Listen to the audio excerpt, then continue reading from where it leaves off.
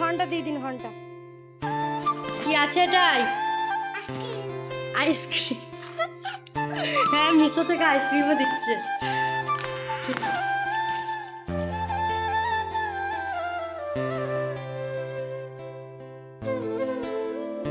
মা, ও মা, মা গো, আমি আপনাকে ভালোবাসি। ও মা, মা,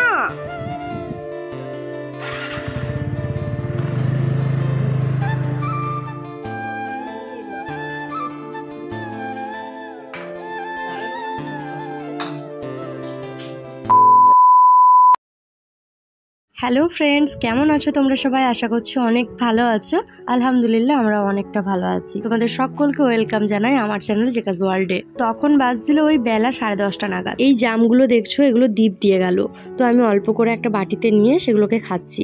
আর এখানে দেখো আম পাড়া চলছে আমাদের গাছ থেকে। কারণটা হলো যে আমাদের পেটে যাওয়ার থেকে বেশি পাখিদের পেটেই চলে যাচ্ছে। দেন দেখো গাইজ, ওই দুপুরের দিকে আমি দুটো পার্সেল রিসিভ করেছিলাম, একটা মিশো থেকে, একটা ফ্লিপকার্ট থেকে। কিরণকে বললাম আনবক্স করো, আমি ভিডিওটা শুট করছি। কিরণ তখন স্নান করতে যাবে, তাই গামছা পরে আছে। আর ও আমাকে বলছে, ভাবি আমাকে যেন না ওঠে। আমি বললাম, না না, তোমার হাতটা শুধু উঠবে, তুমি নিশ্চিন্তে আনবক্স করো।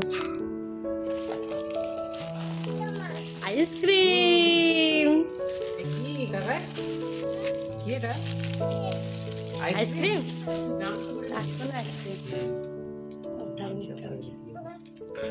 দাঁড়ান খুলি টেন এই গো আবার চেন এই যা টেন শেষ হচ্ছে না তো, আবার আছে কানের হেয়ার বেল কতগুলো কাকাই তো অনেক কটা। গাইজ, এই সেম বক্সগুলো আমি আগের দিন গলসিতে হক প্লাজায় গিয়ে একটা দোকান থেকে জিজ্ঞেস করেছিলাম। 3টে সেট ছিল, 3টেতে 300 টাকা দাম বলেছিল, কিন্তু আমি এটা মিশো থেকে নিয়েছি মাত্র 150 টাকায়, তাও আবার 5টা বক্স। আর আমি দোকানেও ভালো করে কোয়ালিটিটা চেক করেছিলাম, আর এখানেও কোয়ালিটিটা দেখলাম পাওয়ার পর, তো কোনো আমি ডিফারেন্স বুঝতে পারিনি। আমি ডেসক্রিপশন বক্সে লিঙ্ক দিয়ে দিচ্ছি, তোমরা যদি কেউ নিতে চাও নিতে পারো। তবে আমি যখন পেয়েছিলাম অফার চলছিল, আর তোমরা যখন চেক করবে যদি অফার নাও থাকে, তবু আমি বলছি 200 টাকার মধ্যে পেয়ে যাবে। 200 টাকার মধ্যে এরকম 5টা বক্স পাওয়া, এটা সত্যি অ্যাফোর্ডেবলই বলতে পারো। দেন দেখো, এখানে আমি আর একটা জিনিস নিয়েছি, আশা করছি তোমরা বুঝতে পারছো। আর যারা বুঝতে পারছো না তাদেরকে বলে দিই, এটা হচ্ছে কার্টেন, তোমার উইন্ডো কার্টেন, জানালার পর্দা। তো একটা সেট নিয়েছি, মানে একটা জানালার জন্যই। যদি ভালো লাগে তাহলে আর একটা অর্ডার করব। এটার প্রাইস ছিল 299, যেহেতু ক্যাশ অন ডেলিভারি ছিল সেজন্য 304 টাকা, মানে 5 টাকা এক্সট্রা চার্জ লেগেছে। এটার কোয়ালিটিটাও আমার খুব ভালো লেগেছে, আর ডিসক্রিপশন বক্সে এটারও লিঙ্ক দিয়ে দিচ্ছি, যদি নিতে চাও নিয়ে নিতে পারো। এটার হাইট আছে তোমার 5 ফুট, আর ঠিক একটা এতটা চওড়া আরও একটা আছে। পর্দাটা কিন্তু বেশ মোটা ধরনের, আর আমার ভালো লেগেছে। তারপর মামামকে স্নান করিয়ে লাঞ্চ করিয়ে ঘুম পাড়িয়ে দিয়েছিলাম। আর আজকে আমি ওকে বানিয়ে দিচ্ছি ইভিনিং স্ন্যাক্সে প্যানকেক, এটাও অনেকদিন পরই খাবে। আসলে এত গরম পড়েছে যে আমি ওকে বানিয়ে দিই না, বাট মাঝে মধ্যে তো দেওয়া যেতেই পারে, কি বলো। আর আজকে দুপুরে কি বানিয়েছিলাম দেখিয়ে দিই। এই যে ভাত ও একটু খেয়েছে আর একটু আছে, আর তরকারিতে বানিয়েছিলাম তোমার ডাল, পেঁপে আর আলু সিদ্ধ। আর আমি পেঁপে আলুটাকে আলাদা করে সিদ্ধ করিনি, ওই প্রেশার কুকারের ডালের মধ্যেই দিয়ে দিয়েছিলাম। এদিকে দেখো গাইজ, মামামের কর্নফ্লেক্সটা শেষ হয়ে গেছিলো, তোর পাপা এনেছিল, তো সেটাকে আমি মিক্সারের সাহায্যে একদম গুঁড়ো করে রেখে দিলাম, মানে পাউডার ফর্মে তৈরি করে রেখে দিলাম। মামাম কিন্তু এখনো গোটা কর্নফ্লেক্স খেতে পারে না, এইভাবেই ওকে গুঁড়ো করে দুধের সাথে খাওয়াই। মামামের ওই ফর্মুলা মিল্কের কোটোটার মধ্যে আমি কর্নফ্লেক্সটাকে রেখেছি।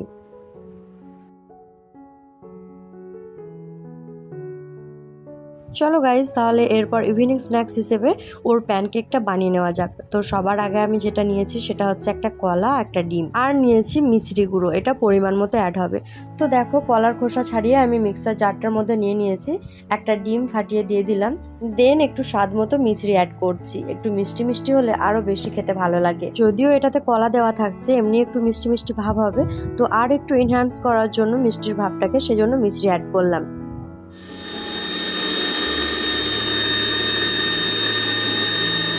প্যানকেক তৈরির ব্যাটারটা কিন্তু একদমই রেডি হয়ে গেল গাইজ।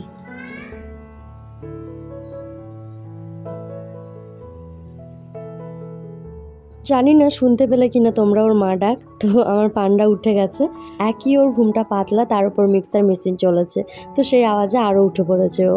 তো যাই হোক, দেখো একটা পাত্র নিয়ে নিয়েছি, তারপর সেটাতে একটু ঘি দিয়ে নিয়েছি, আর ঘিটা গরম হয়ে গেলে ওই ব্যাটারটা একটু ছোট ছোট করে পরিমাণ করে দিয়ে দিয়েছি। তারপর এটাকে ভালো করে ঘিয়ের মধ্যে আর কি ভেজে নেব, একটু চাড়িয়ে দিচ্ছি যাতে ভেতরে কোনো রকম কাঁচা কাঁচা ভাব না থাকে।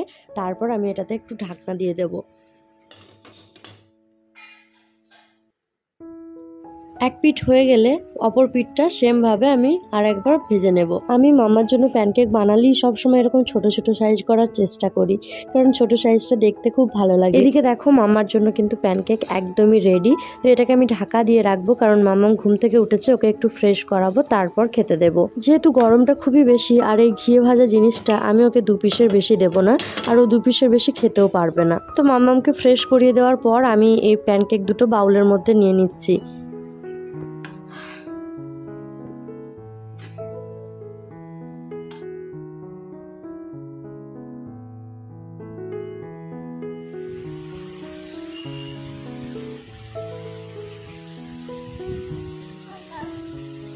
ফু দিন, ফু দিয়ে খান,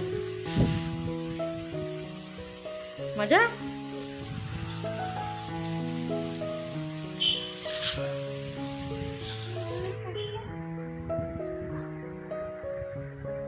আপনি খান।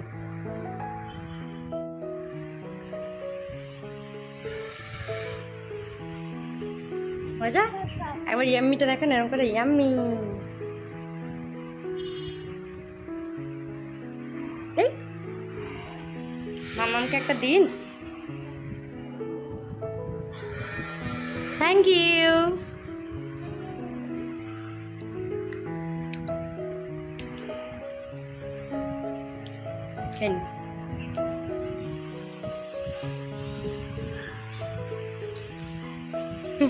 দেখতেই পাচ্ছ তোমরা যে ও কত এনজয় করে খাচ্ছে খাবারটা। আর একটা প্যানকেক শেষ, তো সেকেন্ডটাও আমি ওরকমভাবেই ছিঁড়ে দিচ্ছি। এরকম ছোট ছোট কুচি করে দিলে ওর খেতে সুবিধা হয়। করুন দেখি আছে কিনা, দেখি আছে তো। আগে খেয়ে নিন, তারপর আবার নেবেন। খেয়ে নিন, আগে ওটা খেয়ে নিন। আমি এখানে ছোট ছোট করে দিচ্ছি, আপনি খেয়ে নিন, তারপর নেবেন, দিয়ে খাবেন। আপনি খেয়ে নিন, আমি খাবো না মামাম, আপনি খেয়ে নিন। মজা, ইয়াম্মি, টেস্টি। খেয়ে নিন। টেস্টি নয়? তাহলে কে খেলো আগেরটা? আবার পা দিচ্ছেন, আবার খাবারের জায়গাটায় পা দিচ্ছেন। সালাম করুন, ভালো করে সালাম করুন।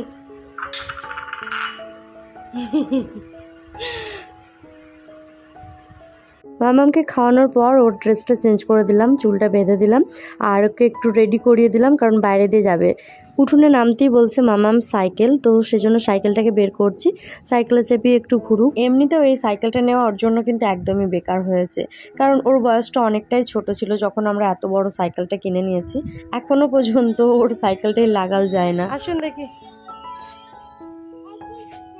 হর্নটা দিয়ে দিন, হর্নটা। মাছি এত পরিমাণ, বাড়িতে আম গাছ আছে বলে এত মাছ। টাকা নে দেখি।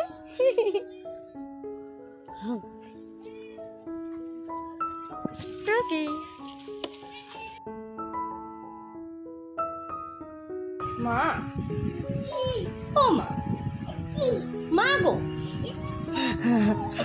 আমি আপনাকে ভালোবাসি। ও মা, মা, ও মা, মা গো, মাম্মি, আমি আপনাকে ভালোবাসি। ও মা, ও মা, মা গো, ও মা, ও মা, মা, ও মা, মা গো, আমি আপনাকে, তাকান না এদিকে, তাকান না, ভালোবাসি। ও মা, ও মা, ও মা, মা, ও মা, মা, ও মা, আমি আপনাকে ভালোবাসি। পাওয়ারটা দেখিয়ে দিন, পাওয়ারটা কই, পাওয়ারটা পাওয়ার কই, তুলুন দেখি টেডিটাকে। টেডিটাকে তুলুন দেখি কত শক্তি গায়ে আপনার। তুলুন তুলুন টেডিটাকে তুলুন। এই তো, ওরে বাবা রে, কত পাওয়ার আমার মাটার গায়ে, কত পাওয়ার।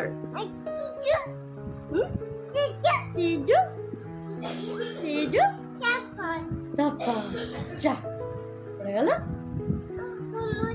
ঘুমাচ্ছে। ঘুম পাড়িয়ে দিন, ছড়াগুলো বলে ঘুম পাড়িয়ে দিন।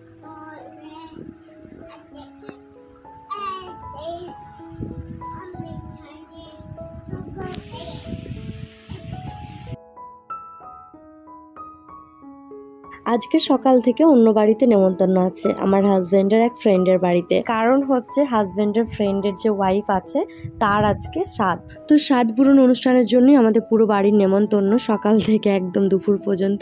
তো 10:30টার যে নাস্তাটা সেটা আমাদের বাড়িতে দিয়ে গেছিল মা আর আমার জন্য। সত্যি যদি আমরা কাউকে স্পেশাল ভাবি বা খুব কাছের ভাবি তবেই কিন্তু এরকম খাবার বয়ে তাদের বাড়িতে দিয়ে আসি। তো আমাদের জন্য এত সুন্দর করে খাবার পাঠিয়েছে দেখে সত্যি খুব ভালো লাগছিল, আর নিজেদেরকে খুব স্পেশালও মনে হচ্ছিল। আর তোমাদেরকে তো একটা ইম্পর্টেন্ট কথাই বলতে ভুলে গেছি, সেটা হচ্ছে যে ওই ইনভাইটেড বাড়িতে মেন রাঁধুনি হচ্ছে আমার husband. By the way chilli চিকেনটা কিন্তু খুব সুন্দর বানিয়েছিল। আর তোমাদেরকে তো আগেও জানিয়েছি যে আমার হাজবেন্ড কিন্তু রান্না করতে পছন্দ করে, মানে ওর হবি বলতে পারো এটা একটা। নিজে রান্না করা, রান্না করে মানুষজনকে সার্ভ করা, নিজে না খেয়ে অন্যকে খাওয়ানো, এগুলো একটা ওর ভালো দিক। তারপর দেখো ওই 2:30-3টে নাগাদ বাজছিল, তখন মামাম ঘুমাচ্ছিল। তো ঘুম থেকে উঠে মামামকে লাঞ্চ করিয়ে দিলাম। তারপর আমি রেডি হয়ে যাচ্ছি এখন ওই বাড়িতে। মায়ের খাবার বাড়িতে পৌঁছে যাবে, বাট আমি যাচ্ছি আরো একটা কারণে, সেটা তোমরা পুরো ভিডিও দেখলে জানতেই পারবে।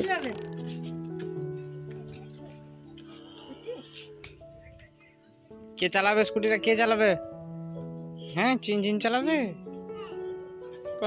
ওকে, ঠিক আছে।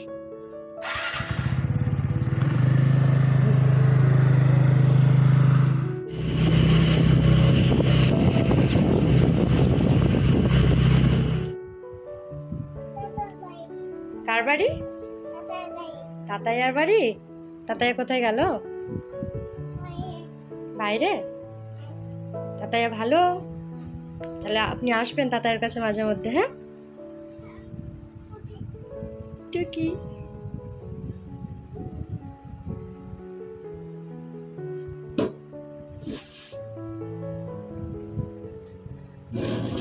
তো গাইজ আমার এখানে আসার মেন উদ্দেশ্য কিন্তু লাঞ্চ করা ছিল না। ভাবি বলছি না, দিদিই বলছি। এই বাড়িতে দুটো দিদি আছে, একটা হচ্ছে মেজদি, একটা ছোটদি। তো দুজন খুব ভালো, খুব খুব। তার মধ্যে যিনি মেজদি তিনি আমার একটা বড় সাবস্ক্রাইবার, আমার মেয়েকে খুব ভালোবাসে খুব। আর এটা হচ্ছে ছোটদি, যার স্বাদ ছিল। তো ছোটদি ভাইও খুব মিষ্টি। আমরা এত গল্প করেছি, এত গল্প করেছি ধারণার বাইরে। বাড়িতে এত গেস্ট থাকা সত্ত্বেও দুটো দিদি আমাকে এত টাইম দিয়েছে, এত গল্প করেছে আমার সাথে, আমার খুব ভালো লেগেছে। সত্যি কথা বলতে আমার খুব ভালো লেগেছে খুব। স্বাদ পূরণের সময় কিছু রিচুয়ালস আমাদেরকে মানতে হয়, গ্রাম বাংলায় বিশেষ করে বেশি।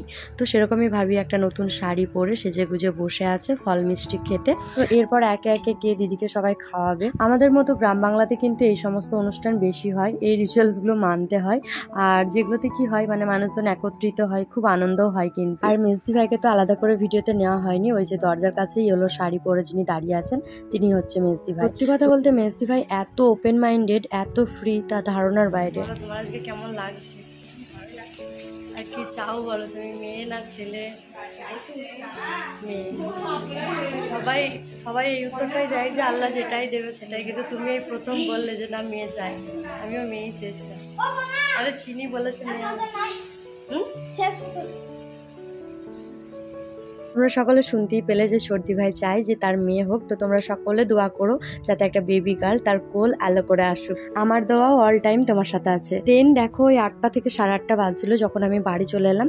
আর মামামকে না মেজদি নেল পলিশ পরিয়ে দিয়েছিল। আমার কিন্তু বাড়িতে এসে কেমন যেন একটা মন খারাপ হচ্ছিল, জানি না কেন। তবে ওখানে গিয়ে যেটুকু সময় কেটেছে খুব ভালো কেটেছে, আর সারা জীবন মনে থাকবে অ্যাটলিস্ট। সুন্দর লাগছে, কি সুন্দর লাগছে, বিউটিফুল।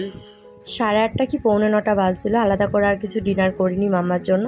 যে ইসদামটা এনেছিলাম ওটা মুগ ডাল আর রাইসের কম্বিনেশনে তৈরি, তো সেটাই খাইয়ে দিয়েছিলাম। তো যাই হোক, ডিনার কমপ্লিট হলে তারপর ওকে ঘুম পাড়িয়ে দেবো।